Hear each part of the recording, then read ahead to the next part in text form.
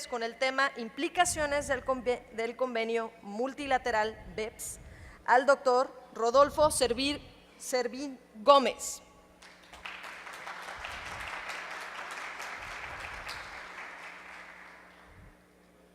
No existe nada más difícil que entender en el mundo que el impuesto sobre la renta. Albert Einstein. Yo creí que era las mujeres lo más difícil de entender, pero ya vi que no. Seguramente Albert Einstein se adelantó en la época cuando hizo esa frase, porque se refería al instrumento multilateral, sin duda. Bien, hoy vamos a comentar precisamente qué implicaciones tiene este instrumento multilateral.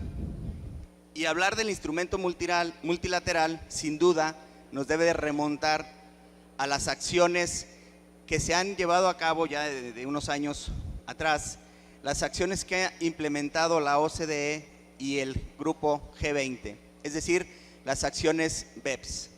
Precisamente dentro de esas acciones, como todos saben o recordarán, son 15 acciones, y de esas 15, la última, la acción 15, se refiere precisamente al instrumento multilateral. Sin duda, para poder entender el instrumento multilateral, tendremos que retomar cuáles fueron las bases o cuál es el pilar de todas estas acciones. Pero antes de ello, y como antecedente, bueno, y déjenme aclarar algo, voy a aventarme la conferencia parado porque si me siento voy a parecer que estoy en un columpio, las sillas están demasiado grandes, ¿no? No creo que alcance a tocar el suelo. Bien, les decía entonces, si nos vamos a los antecedentes, ¿por qué surge esta acciones BEPS? Esta preocupación que existía en los fiscos del mundo, y podemos citar ejemplos de empresas multinacionales que este tipo de fenómenos se dieron sobre todo en Europa, y que es una situación ya pública y por eso podemos decir los nombres. Para muchos es conocido que algunas estrategias que autoridades fiscales las calificaron como estrategias de planificación fiscal internacional agresivas, llevaron a cabo entidades o empresas como Apple, como Amazon, Google, Starbucks, entre otras, donde lo que buscaron fue, a través de diferentes estructuras, utilizar en beneficio los tratados para evitar la doble tributación. Y aquí haría un paréntesis. ¿Por qué la razón de existencia de un tratado para evitar la doble tributación? Cuando se tiene una operación binacional y que hay fuente en un país y que pudiera ser grabado en otro país, para que no se grabe dos veces, el principal objetivo de un tratado para evitar la doble tributación es precisamente eliminarlo, ya sea mediante reducción de tasas o acreditamientos, para que se pague el tributo en un solo país. Pero sin embargo, dado que los países tienen características diferentes, tienen fenómenos diferentes, creencias diferentes, se fue dando el fenómeno, y con todo este tema de la globalización, donde se empezó a hacer una brecha muy grande y crear una asimetría fiscal entre los diferentes países. ¿Y esto qué provocó? El que se pudiera utilizar diferentes tratados que en principio, como lo dije, su objetivo inicial era evitar la doble tributación. El fenómeno que se empezó a dar fue que lo que lograbas con la utilización de diferentes estructuras a nivel mundial, lograras que se diera una doble no imposición fiscal. Y es ahí donde se centra las principales discusiones para llevar a cabo estas acciones de BEPS. ¿Esto qué implica entonces? Que con la utilización de diversos tratados para evitar la doble tributación, lograbas obtener efectos de que no se tributaba en ningún país o con una carga fiscal muy baja. Estos fenómenos, las autoridades de diferentes partes del mundo se dan cuenta por divulgación de información y casos sonados como estas empresas a las que me había referido, donde incluso le pusieron nombre a las estrategias que hacían. Es muy conocida hoy en día la famosa estrategia del doble sándwich irlandés, donde lo que hacías es precisamente alojar algunos bienes que te pueden generar ingresos y que tienen fácil movilidad. Y esta es otra de las características que se pretende atacar con las acciones BEPS, la fácil movilidad. ¿Cuál es el activo que tiene más facilidad de mover? Pues los activos intangibles. Entonces, en este tipo de estructuras ponían los activos intangibles en un país donde la tributación para los intangibles tenía ciertas reglas, las tax rules, como es el caso de Holanda o de Irlanda, donde tenías una tasa competitiva. Si esto lo triangulabas con otra entidad en un régimen fiscal preferente o paraíso fiscal, pues lo que lograbas es que triangulabas una operación que pudiste haberla hecha de manera directa en un país, imaginemos un país en Europa, vender un iPhone a cierto valor, donde tienes una utilidad importante, pero luego pagabas la regalía, una cantidad también importante, y diluías tu utilidad. De tal manera que esa utilidad la estabas trasladando a ese país que te daba mayores beneficios, ya sea por características particulares de ese país o por la utilización de tratados. Esto es precisamente el fenómeno que se conoce como erosión a la base y traslado de utilidades o traslado de beneficios, por sus siglas en inglés, mejor conocido como BEPS. Entonces, los países preocupados por atacar este tipo de fenómenos que se estaban dando o llevando a cabo cada vez con mayor frecuencia, se ponen de acuerdo y se crean estas acciones, precisamente para impedir todo ese tipo de situaciones o de estrategias, insisto, llamadas como planeaciones fiscales internacionales agresivas. Le podemos cambiar porque hace rato sí funcionó, pero ya no, ya se le acabó la pila. Entonces, ese es como antecedente, y podemos ver entonces que las acciones para atacar este tipo de estrategias, como lo decía, son 15, y precisamente la acción 15 tiene que ver con la creación de un instrumento multilateral para evitar este tipo de estrategias. Decíamos, esta globalización que se ha venido dando ha ampliado los efectos o lagunas y discrepancias inherentes a sistemas, lo cual al utilizar este tipo de convenios ha facilitado la erosión de la base imponible, ¿no? ¿Qué se buscaba? Existen a nivel mundial una red de más de 3,000 tratados para evitar la doble tributación. Si ya se había identificado el fenómeno, pues entonces parte de las acciones es ir corrigiendo esas situaciones con normas antiabuso. ¿Ello qué implicaba entonces? Que se modificaran los tratados tributarios. Imagínense modificar 3,000 tratados tributarios a nivel mundial, hacer un tratado uniforme, porque si regresamos al ejemplo que ponía como introducción, ¿cuál fue el fondo de todo? La asimetría fiscal, que los tratados no son simétricos por diferentes circunstancias. No podemos tener los mismos conceptos en un país que en otro. Ello entonces ocasionó que esa asimetría no existiera, de tal manera que entonces lo que se buscaba es tener un tratado para evitar la doble tributación único. Yo cuando empezó a salir estos primeros informes preliminares allá en el 2012, ¿cuántos años ya tenemos con BEPS? Queriendo y no, ya como informes finales en octubre, nos dan la sorpresa de que ya existe el primer borrador del instrumento multilateral. Algo que se veía inalcanzable, algo que decíamos, eso no se va a poder lograr, pues ya tenían el primer borrador. Y ya estaba disponible para firma de todos los países que quisieran firmarlo el 31 de diciembre del 2016, listo para que lo pudieran firmar. Pasamos a la siguiente. Quiero darle algunos antecedentes y las bases, tres pilares de todas las acciones para poder seguir avanzando con lo que ya tenemos hoy como un instrumento multilateral. Lo que se buscaba, decía ya en la acción 15, es precisamente modificar los convenios fiscales bilaterales que ya estén suscritos. ¿Nos podemos pasar a una más adelante, por favor? Entonces, ¿cuál era el objetivo de esa acción 15? Crear este instrumento multilateral. Imagínense un convenio de convenios, un convenio único a nivel mundial para evitar la doble tributación. El objetivo principal era modificar esa red de más de 3,000 convenios.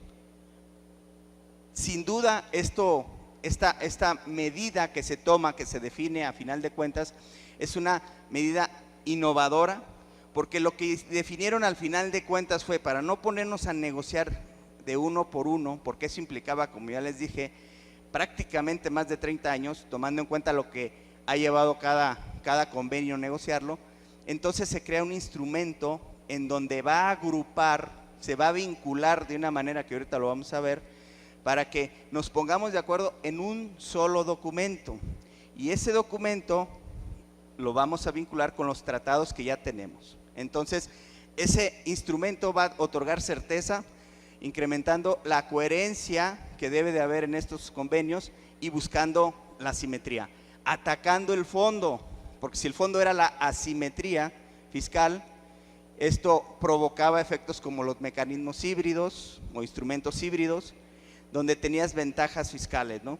De tal manera entonces que este era uno de los objetivos que se buscaban y que creo que sí se logran con el instrumento multilateral, como lo vamos a ver más adelante ahorita que entremos a detalle del instrumento. Podemos cambiar a la siguiente, ok, ahora sí ya funcionó. Les comentaba la versión final y esto estuvo disponible para estos países que quisieran firmarlo. Y precisamente en junio 2017 acuden cerca de 100 países, 100 jurisdicciones, de los cuales 70 firman en esa ocasión, entre ellos obviamente México. Por lo tanto, tenemos ya firmado el instrumento multilateral por parte de México desde el año pasado, desde junio del año pasado.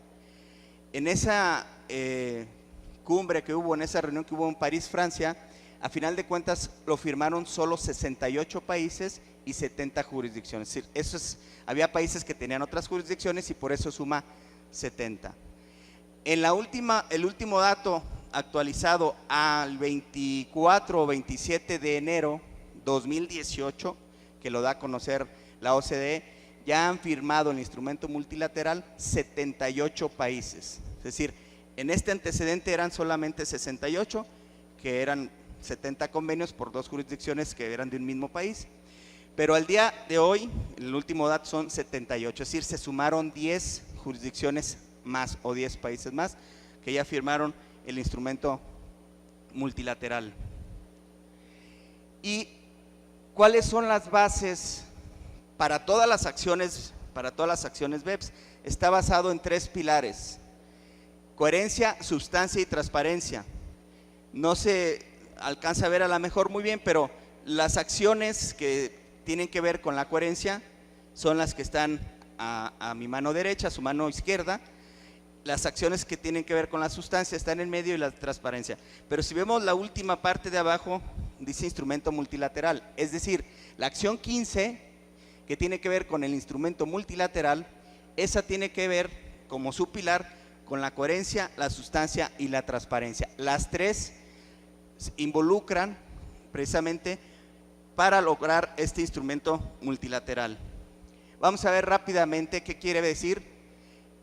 Recuerden que cada acción es un libro, son muy largos, el estudio es muy profundo. Ahorita nada más estoy rescatando parte del resumen final de estas acciones en lo que tienen que ver con estos pilares con la acción 15, ¿sí? Coherencia, se requiere buscar un enfoque en los reportes de las acciones para evitar la erosión y traslado de beneficios. Establecer coherencia entre los sistemas fiscales de los diferentes países en forma tal que proporcione límites más estrictos a ciertas deducciones. ¿A qué le suena eso? Ya hemos dicho, México en materia internacional ha sido muy adelantado. Fue el primero en implementar BEPS. Incluso el doctor Arturo Pérez Robles nos lo comentó, México se adelantó. ¿Cómo se adelantó México a las acciones BEPS? Todavía no salían los documentos finales y modificó la legislación local. Esto que vemos aquí, que nos dice como pilar de las acciones BEPS y concretamente la 15, que es la que nos interesa en esta plática, fue limitar, o sea, buscar o poner límites más estrictos para ciertas deducciones, particularmente en intereses. Reforma 2014, artículo 28, fracción 30 y 31, donde se limitan las deducciones por intereses. ¿En qué casos? Cuando al la persona que le estás pagando al extranjero no lo acumula. Mecanismos híbridos. Tú deducías en México y en el otro país no se acumulaba. Algunos ejemplos de esto puede ser, por ejemplo, en algunos países que tú pagabas intereses en México, eran deducibles en México, y en el extranjero a lo mejor se consideraban por el tratado dividendos, y esos dividendos estaban exentos. Entonces ahí tenías esa asimetría. Entonces esta parte, para ser coherentes, y se fijan, estas tiene que ver con la acción 4 y la acción 2. Vamos a ir viendo cómo de estos primeros 3 pilares de coherencia, sustancia y transparencia, vamos a rescatar 4 acciones que son la base del instrumento multilateral. ¿Cuáles son estas acciones? La acción 2, que estamos viendo ahorita, que precisamente se trata de limitar los mecanismos híbridos. La acción 6, que tiene que ver precisamente con eliminar los efectos de abuso de los tratados, del uso de los tratados. Y la acción 7, que es otra de los 4 pilares ya del instrumento multilateral, que tiene que ver con las normas antiabuso para el Estatuto de Establecimiento Permanente. Y por último, la acción 14. La acción 14, que tiene que ver con la resolución de controversias y el arbitraje internacional. Entonces, estas 4 acciones las toma el instrumento multilateral y van a ser el pilar de este convenio, de este estatuto jurídico, que va a tener 39 artículos con 7 apartados para regular de manera uniforme a nivel mundial todos aquellos países que decidan firmar este instrumento. Recordando, México ya lo firmó en junio. No ha entrado en vigor aún, ahorita lo vamos a ver. El ejemplo de los instrumentos híbridos está dentro de la coherencia que tiene que haber en este instrumento y que tiene que ver precisamente con negar las deducciones por pagos que se hayan hecho a un país que no los considere acumulables. La sustancia, se ha hablado ya en este foro mucho de la sustancia, que debe prevalecer el fondo sobre la forma. Para este caso no es la excepción. En caso de un uso indebido de tratados para evitar la doble tributación, que es la acción 6, otros de los cambios que la OCDE está introduciendo es una disposición que niegue la aplicación del tratado si el propósito principal. También lo comentó rápidamente el doctor Arturo en su participación. Ahí veíamos en su material el PPT, el test del propósito principal, que ahorita lo vamos a ver más a detalle. Ese sin duda creo que es de lo más relevante en este convenio multilateral o este instrumento multilateral.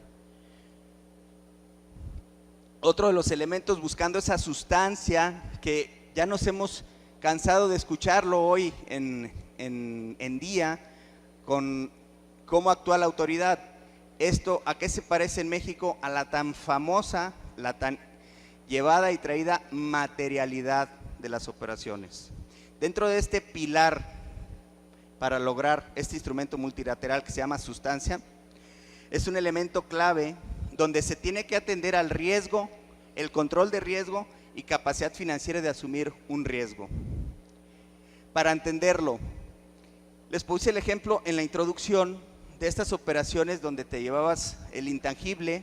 Quiero poner el ejemplo de una marca a Holanda, donde tenías esas ventajas y quien más se llevaba parte de la utilidad, de la rentabilidad de ese bien intangible llamado marca, era una empresa hermana, probablemente parte relacionada, ahí en Holanda. Entonces, ¿qué control de riesgo, qué capacidad financiera de asumir el riesgo tenía? Se los pongo en blanco y negro. Ahorita, en el receso, en la comida, me siento con alguno de ustedes, nos ponemos a platicar y traen una idea muy interesante de un negocio, tienen la experiencia, tienen los recursos y quieren asociarse conmigo. Entonces, ok, vamos asociando, vámonos a poner de acuerdo en repartirnos el rendimiento, las utilidades. ¿Tú qué vas a poner? La experiencia, la idea, el know-how y los recursos. Y yo, Rodolfo, ¿qué va a poner? Pues, ¿qué te parece si yo te pongo el domicilio y nos asociamos?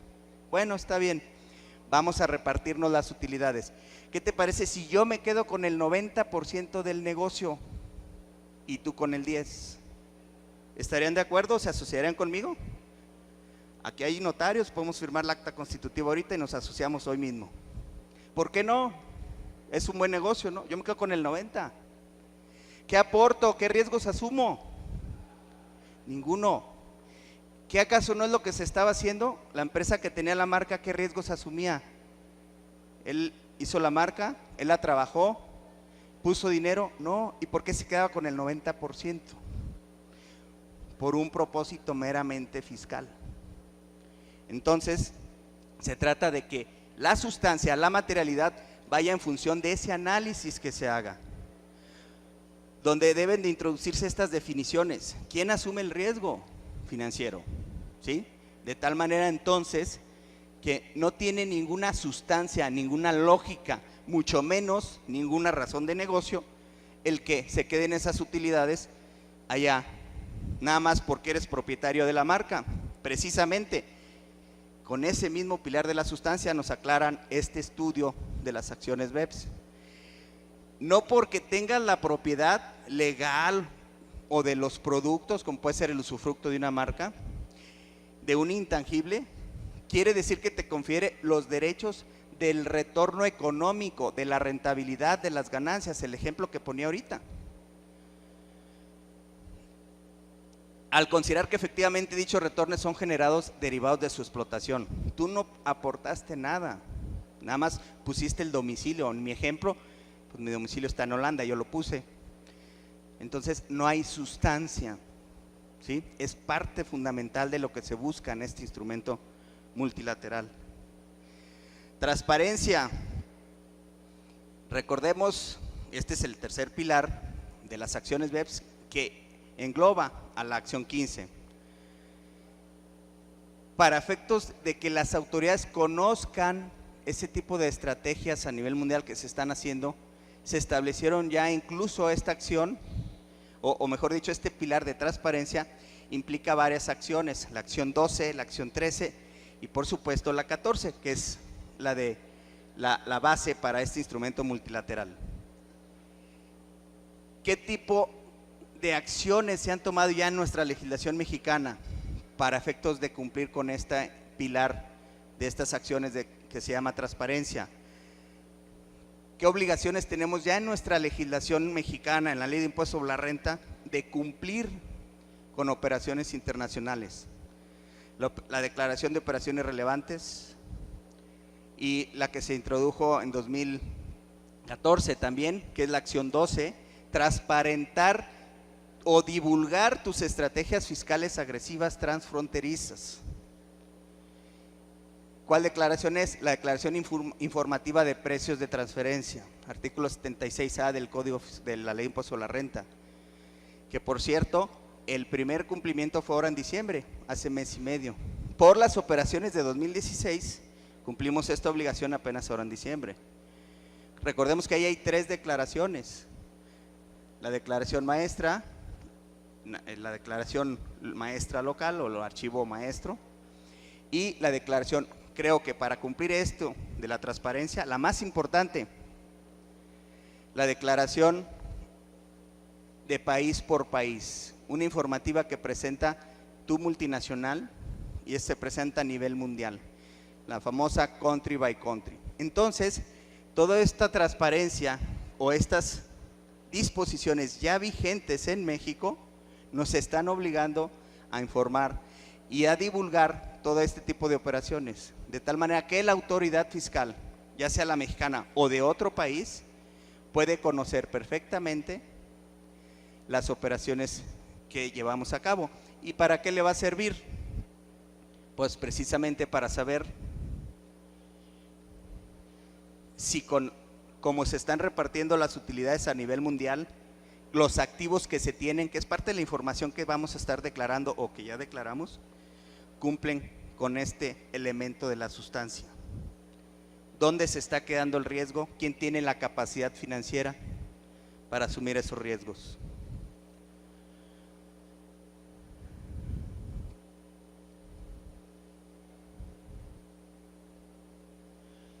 Y bueno, con esos pilares de las acciones y la acción 15, llegamos precisamente a la acción 15. ¿Y qué nos dice el reporte final? Que se trata de buscar que se desarrolle este instrumento multilateral.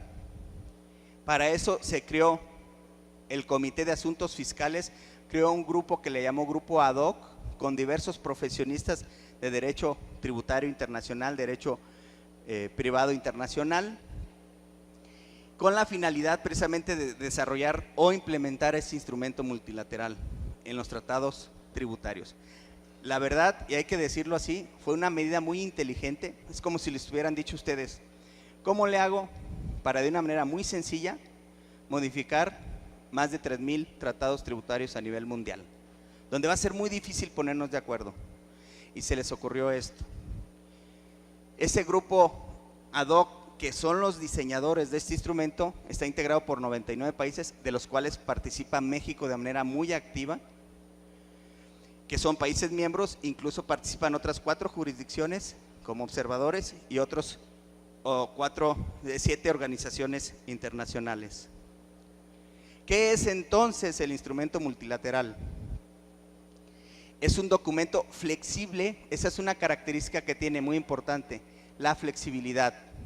Es un instrumento flexible que pretende evitar la renegociación de los tratados tributarios actuales, por lo que su aplicación será modificando dichos tratados, es decir, van a existir los dos, y esto es bien importante. No quiere decir que el instrumento multilateral elimina o deroga de facto los tratados tributarios. Siguen existiendo los tratados tributarios binacionales y el instrumento multilateral. Lo que va a pasar es que el instrumento multilateral va a estar disponible de manera, y va a modificar la aplicación. Ojo con eso, el tratado sigue vigente, el tratado tributario binacional, ¿sí? Lo que va a ser la aplicación. Y empiezan un poco los problemas.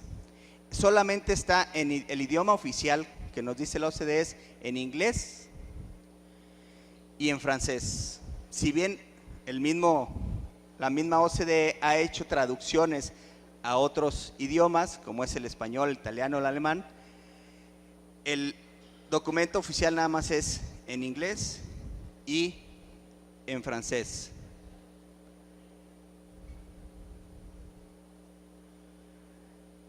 Dentro de esta acción vemos en nuestro reporte final que me estoy regresando, perdón. Ok. ¿Y cuáles son entonces los pilares ahora sí ya de este instrumento multilateral? Esta idea que se le ocurrió a este Comité de Asuntos Fiscales con este grupo ad hoc que se formó está basado en 4 acciones que ya les había adelantado. La acción 2, que nos habla de neutralizar los efectos de mecanismos híbridos. La acción 6, impedir la utilización abusiva de convenios fiscales. Y la acción 7, impedir la elusión del estatuto de manera artificial del concepto de establecimiento permanente y hacer más efectivos los mecanismos de resoluciones. Entonces, estas 4 acciones se toman y son la base del instrumento multilateral para llegar a un documento que consta de 39 artículos y 7 apartados. Como en todos los convenios internacionales, la primera parte pues nos habla de definiciones, el ámbito de interpretación y algunos términos, la vigencia y demás. La parte 2 nos habla de los mecanismos híbridos, precisamente ahí retoma todas las recomendaciones de la acción 2. Y ahí vamos a ver que todos estos artículos de este apartado 2 son tendientes a eliminar esos efectos de utilizar mecanismos híbridos, eliminar esas asimetrías fiscales. Y ahorita vamos a ver cómo se logra. La parte 3 tiene que ver con la acción 6, la utilización abusiva de tratados, y la parte 4 tiene que ver con la acción 7, que tiene, como ya lo comenté, todo lo relativo a la utilización de establecimiento permanente de manera buscando una elusión artificiosa. La parte 5, la parte de resolución de controversias, y la parte 6, arbitraje, y la parte séptima, definiciones, disposiciones finales. Así es como está estructurado este instrumento multilateral. Y entrando en materia, en las primeras partes, la parte 1, el alcance del convenio. Y esta parte creo que es de las más importantes porque es cómo se materializó ese objetivo de vincular este instrumento único para que pudiera alcanzar ese objetivo. Y nos dice en esta parte primera que el convenio para evitar la doble imposición, que se va a incluir, se va a denominar Tratado Tributario Comprendido, es decir, el TTC, Tratado Tributario que está abarcando el instrumento multilateral. Ahí es cuando los países, en aquella reunión que les comentaba en Francia, que firman ese tratado, ese instrumento multilateral, dicen de sus tratados que hoy tienen, cuáles quieren que estén abarcados en el instrumento multilateral, cuáles van a ser los tratados tributarios comprendidos, y entonces estos van a someterse al instrumento multilateral. Y ahí se van a establecer reglas nuevas, reglas diferentes, tendientes a eliminar conceptos de establecimiento permanente. ¿Y ello qué implica entonces? Que nosotros como asesores, para poder analizar una operación internacional, antes de este convenio multilateral, antes de que entre en vigor, todavía no entra en vigor, ahorita vamos a llegar a esa parte, pero una vez que entre en vigor, ¿qué vamos a hacer para poder emitir una opinión o dar un consejo, una asesoría? Vamos a tener que analizar, por supuesto, la legislación doméstica, el tratado tributario, para evitar la doble tributación, pero también si de esos tratados tributarios están incluidos en el convenio multilateral o el instrumento multilateral y no me está cambiando las condiciones.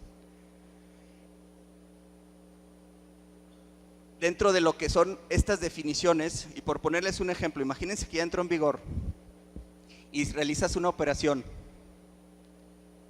Para que se logre el objetivo, y aquí creo que todo iba muy bien, dijimos, oye, pues qué idea tan interesante se les ocurrió, que nada más tú decides cuáles vas a subir al instrumento multilateral, cuáles van a ser tus tratados tributarios comprendidos, y ya te aplican automático. Pero no contaban que no todos los países se están sumando a este convenio. Caso de México, ¿qué hizo? México, de los 61 convenios para evitar la doble tributación que tiene, en esa firma de junio 2017 en París, dice, yo quiero que mis tratados tributarios comprendidos sean los 61 tratados que ya tengo, incluso los que ni siquiera están vigentes. Dentro de esos 61 tratados tributarios, cuando fue la firma, 55 sí estaban vigentes y 6 no habían entrado en vigencia. Al día de hoy ya son 56, el último que entró en vigencia en agosto 2017 fue el de Argentina. Entonces ya son 50, de los 61 que firmó México, son 56 que ya están incluidos, ya vigentes, y 5 no están vigentes. Entonces México se va con todo, como que agarraron de la página del SAT cuáles son los tratados que tenemos y ahí van con todos, ¿no? Pero por poner el primer ejemplo de esta situación, por eso les comentaba, para mí es una de las más importantes, para poder entender cuáles tratados son los que están incluidos y que van a tener efectos para su aplicación. Recuerden esto, no se elimina el tratado binacional, simplemente para su aplicación hay que voltear a ver al convenio madre, al tratado o al convenio multilateral o instrumento multilateral. Primer problema que tenemos, ¿quién es? Por lo menos hasta hoy, no sé si en los próximos meses o el próximo año esta condición cambie, pero hoy ¿quién es nuestro principal socio comercial? Estados Unidos. Estados Unidos no firmó instrumento multilateral, no obstante que, como ya lo dije, México va con los 61 convenios para evitar la doble tributación, pues ahí en esos 61 va el de Estados Unidos, pero si Estados Unidos no firmó, pues no va a tener aplicación. Entonces ahí ya vemos que en la práctica la primera implicación que tenemos es que no necesariamente se va a alcanzar el objetivo de que fueran convenios espejo a través de esta vinculación al instrumento multilateral. Ahí el primer problema. Otro problema que vamos a ver, otra implicación, es que a lo mejor otro país sí también toma el instrumento multilateral, pero no con todos sus pilares que estábamos viendo ahorita. Y entonces ahí hay efectos muy importantes. Esos los vamos a ver más adelante para poner algunos ejemplos. Por supuesto que el instrumento multilateral, como cualquier convenio, tiene que ser sometido a ratificación, aceptación y aprobación. ¿Cuándo va a entrar en vigor este instrumento multilateral? Dicen las reglas, va a entrar en vigor el primer día posterior al tercer mes de cuando se deposite el quinto documento. No es trabalenguas, así dice. La OCDE está fungiendo como depositario. Tú vas a llevar tu instrumento multilateral firmado y lo vas a poner ahí para que los países se pongan de acuerdo, se ratifique y se acepte su aprobación y discutan algunas condiciones. Entonces, cuando se deposite el quinto documento, ahorita vamos en el cuarto. Cuando se deposite el quinto documento, a partir de ahí, que se pongan de acuerdo los países, a partir de ahí entonces contamos 3 meses y el primer día del siguiente mes entra en vigor. Imagínense que ya entró en vigor y resulta que hacemos una operación, vuelvo a poner el ejemplo porque es de los más facilitos, Holanda. Y entonces tú dices, oye, te pago regalías, México le paga regalías a Holanda, ¿y cuál retención va a ser? Pues la retención conforme a tratado 10%, pero resulta que no, que Holanda no firmó esa parte, aun y cuando sí había instrumento multilateral, y ya entró en vigor el convenio, el instrumento multilateral. Pues entonces no me aplica el convenio. ¿Qué tengo que hacer? Aplicar la tasa de la ley, la tasa de mi legislación local, 35%. Imagínate que le digas eso a la multinacional, que ya ahora le va a costar el 35% de retención, entonces ahí vamos a tener problemas. Ahora bien, vámonos a la parte importante, porque creo que ya traemos poco tiempo. ¿Me ayudas a ir más adelante? Ahí está lo de la entrada en vigor que comentábamos. Bueno, la OCDE, hablando de la entrada en vigor, falta el depósito del quinto documento y estimaba que a mediados de 2018 ya estuviera vigente. Evidentemente, en el caso de México tenemos que cumplir con la normativa de la Constitución, que tiene que ser ratificado por el Senado, incluso cumplir con la ley para la celebración de tratados internacionales. Se estima que esos 90 días o esos 3 meses que se dejaron es suficiente para que el Senado haga su trabajo. Es decir, se estima que esto vaya muy planchado y por lo tanto estimaríamos que en México, obviamente a lo mejor se recorre por el tema electoral, pero pudiéramos estar hablando que a finales de 2018 ya entre en vigor el instrumento multilateral o en los primeros días del 2019.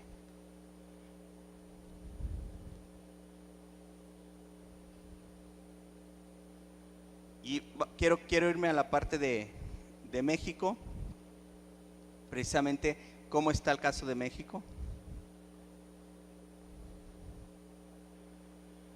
Lo que ya había comentado o adelantado, la cobertura que tiene México, ahí están los que están pendientes de firma, los 5 a enero 2018. El caso de Estados Unidos, que al no haber sumado, pues tenemos ahí un problema, no va a aplicar el tratado.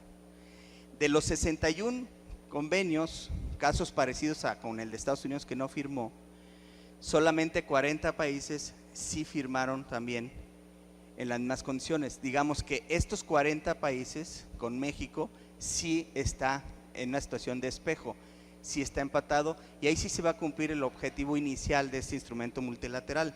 Pero hay casos donde, por ejemplo, podemos destacar el de Suiza, que no incluyeron un tratado de doble imposición con México. Ahora sí, la parte central, caso concreto de México y qué implicaciones tiene.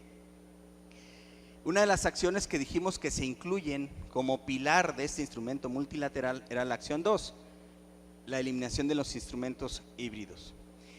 Los tratados tributarios comprendidos que México firmó en este instrumento multilateral establecieron la norma de aplicación de tratados a entidades parcialmente o totalmente transparentes. Esto quiere decir o implica que debe de rechazarse la deducción en México cuando se pague o se realice un pago a una entidad transparente y aquella no acumule el ingreso. ¿Qué tenemos que hacer? Imagínense el trabajo que se nos viene. Yo no puedo decir de manera unilateral que con el solo lectura del instrumento multilateral ya pueda dar una recomendación. Tendríamos que ver país por país para ver qué cláusulas se reservaron y qué cláusulas no se reservaron. Porque como todos los tratados tributarios o tratados internacionales, se tienen la prerrogativa los países de reservarse algunas cláusulas. Y eso nos pone en aprietos ya en la aplicación material de este instrumento. Otro ejemplo, la regla de desempate. Cuando se tiene doble residencia fiscal. México se reservó esa norma, de tal manera que los principios mínimos que nos dicen la acción 15 es que cuando te hayas reservado el desempate de la doble residencia, únicamente la manera para resolverlo, para saber si hay doble tributación y dónde vas a tributar, es mediante acuerdo mutuo entre México y la otra autoridad competente.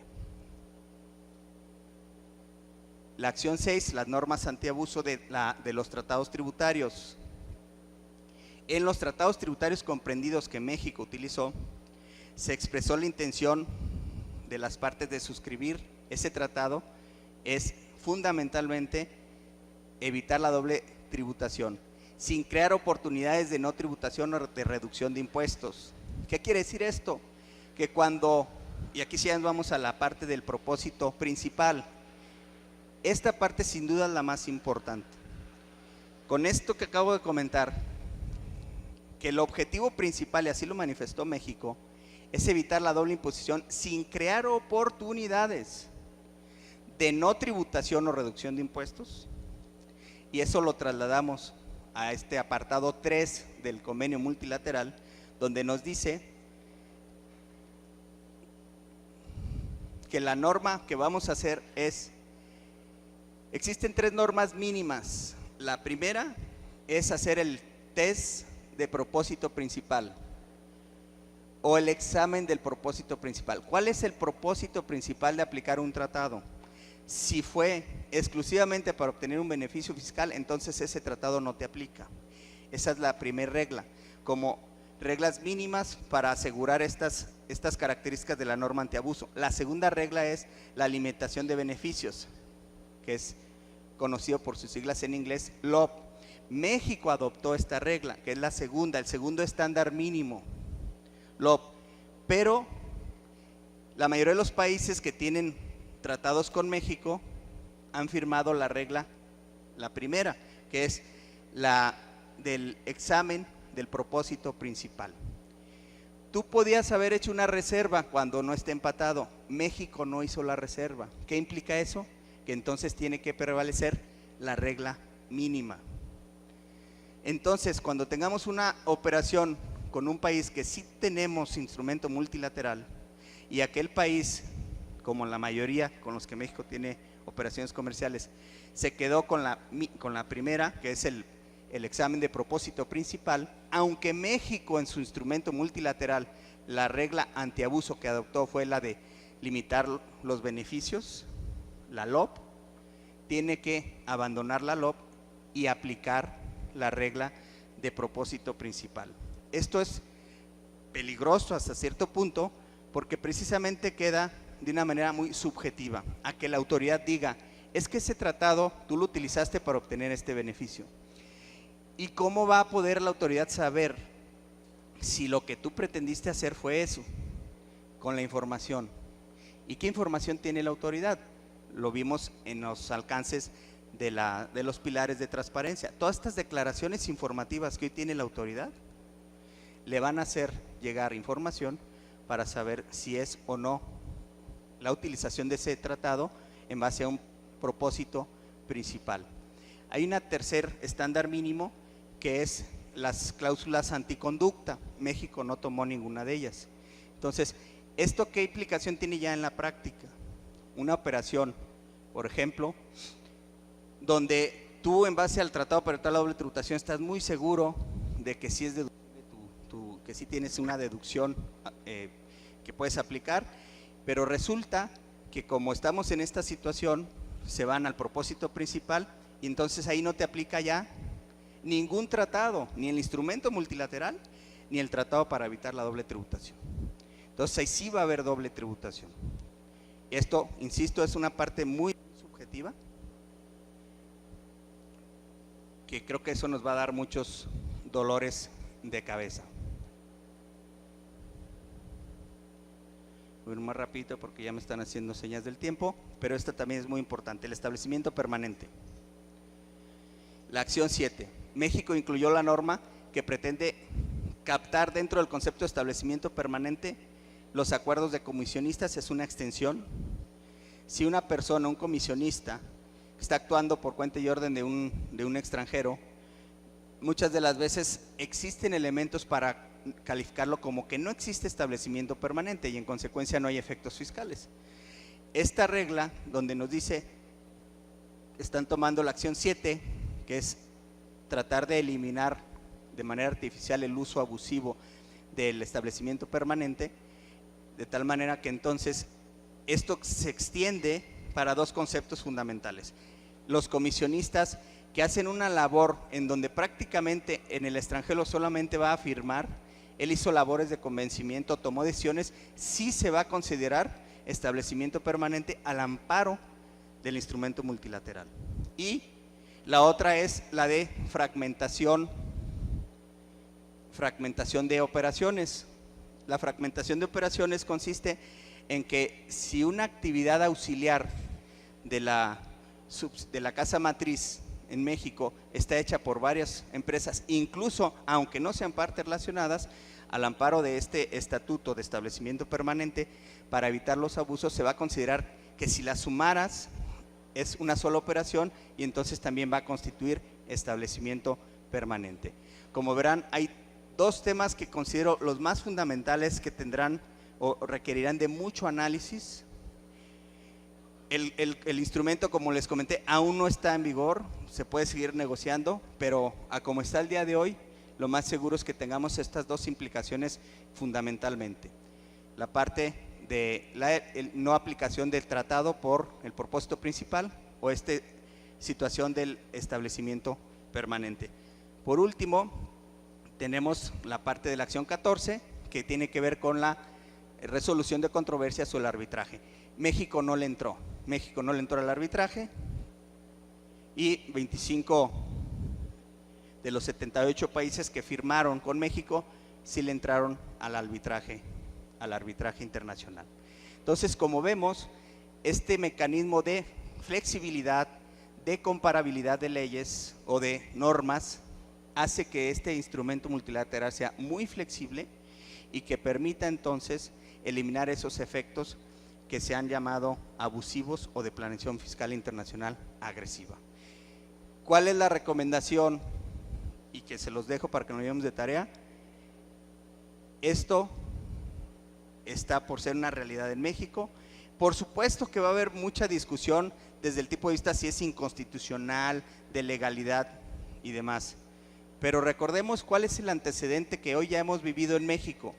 Todas las reformas fiscales de los últimos años que tienen que ver con operaciones internacionales o binacionales, en la justificación, en la exposición de motivos, simplemente se han limitado los legisladores, o bueno, mejor dicho, el Ejecutivo y los legisladores a aprobarlo, sin discutir nada, en donde se dice, esta modificación se propone para cumplir con los compromisos internacionales de los que México es objeto por ser miembro de la OCDE. Y chequen las últimas reformas, las de 2014, las de 2016 y unas todavía más atrás, simplemente en operaciones internacionales, por el solo hecho que dice que es una recomendación de la OCDE, se palomea. ¿Cuál es entonces la apuesta? Que lo más seguro es que pase sin problema, cumpla con los requisitos de que esté ratificado con el Senado y a partir de ahí, en términos del 133 constitucional, será norma suprema. ¿Cuál norma debe prevalecer? El Tratado para evitar la doble tributación que ya teníamos o el convenio multilateral o instrumento multilateral. Ahí vamos a entrar en una discusión también jurídica. si aplica el principio de la norma más nueva, deroga la norma más antigua, o no pueden, o se oponen, y hay un tema ahí de alguna antinomia. Vienen muchas cosas todavía que hay que analizar. Mi recomendación final entonces es, hay que meternos al convenio multilateral. Es complejo porque tienes que analizar cada uno de los países que firmó, que se reservó. Creo que no se cumple el objetivo principal del instrumento multilateral, al final de cuentas, porque sigue habiendo discrepancias y sigue habiendo asimetrías. Entonces, esa sería mi recomendación final, analicémoslo, porque podemos estar dando una opinión donde a lo mejor la tasa de retención no era la correcta, donde a lo mejor estamos concluyendo que no hay establecimiento permanente cuando sí lo hay, al amparo del instrumento multilateral. Gracias a Consejero Empresarial y estoy a sus órdenes para preguntas.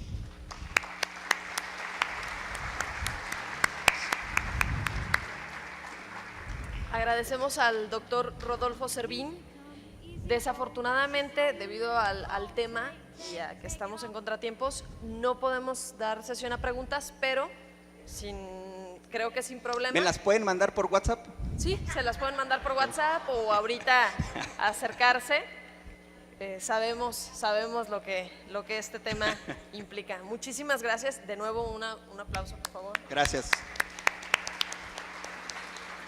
Y procedemos a la entrega del reconocimiento por parte de la directora general de Consejero Empresarial y de la licenciada Laura Díaz. Gracias. Rodolfo, la revista Consejero Empresarial te entrega el reconocimiento por tu brillante participación. Gracias. Gracias. Gracias a ustedes también. Yo creí que ya no me iban a dar pintura a mí. Ahí va, ahí va. También Consejero Empresarial hace entrega al doctor Rodolfo Servín de esta pintura de Víctor Aro. Gracias. Felicidades, Rodo. Muchas gracias por tu Al contrario, colaboración. gracias y gracias a Consejero Empresarial y Preguntas, ahorita ustedes. se baja, inmediatamente lo pueden aquí Gracias. pescar. Ah, sí, es cierto. Pero, bueno, pues sí.